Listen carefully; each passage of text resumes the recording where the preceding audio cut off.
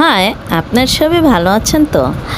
সকাল সকাল বেরিয়ে পড়লাম মেয়েকে রেডি করিয়ে মন্দিরের উদ্দেশ্যে। আজ ২৮শে জুন মঙ্গলবার ২০২৬।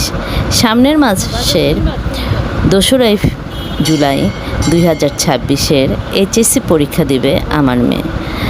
তো এত বড় একটা পরীক্ষা দিবে ওর জীবনের, তো ঠাকুরের কাছে প্রার্থনা অবশ্যই করতে হবে।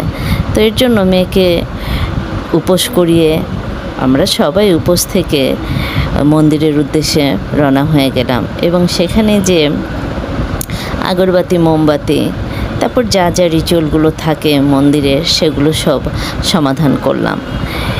এবং ঠাকুরের কাছে একটাই চাওয়া ছিল যে ও যেন সুস্থ শরীরে সুন্দরভাবে পরীক্ষাটা অংশগ্রহণ করতে পারে এবং প্রতিটা পরীক্ষা যেন ওর খুব ভালো হয়, আর সামনের দিনগুলো যেন ও সুন্দর একটা ভবিষ্যতের পরিকল্পনা করে এগিয়ে যেতে পারে।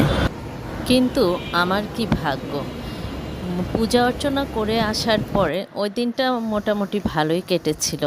তার পরের দিন ২৯ তারিখ ওর হঠাৎ করে এত পেটে ব্যথা, মানে কি বলবো, প্রচণ্ড ব্যথা। সে সারাটা রাত চিৎকার করে কান্না করেছে।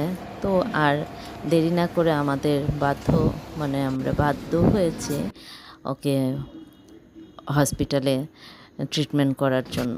তো সেখানে তেমন কিছু ধরা পড়েনি, কিন্তু সব টেস্টই করানো হয়েছিল, তেমন কিছুই আসেনি। সম্ভবত তারা গ্যাস্ট্রিক বলে আর কি এটাকে চিহ্নিত করছে না খাওয়া থেকে। তো যাই হোক, আপনাদের ছোট বড় এবং ভগবানের আশীর্বাদে ও এখন মোটামুটি সুস্থ আছে। ইনজেকশন নেওয়ার পর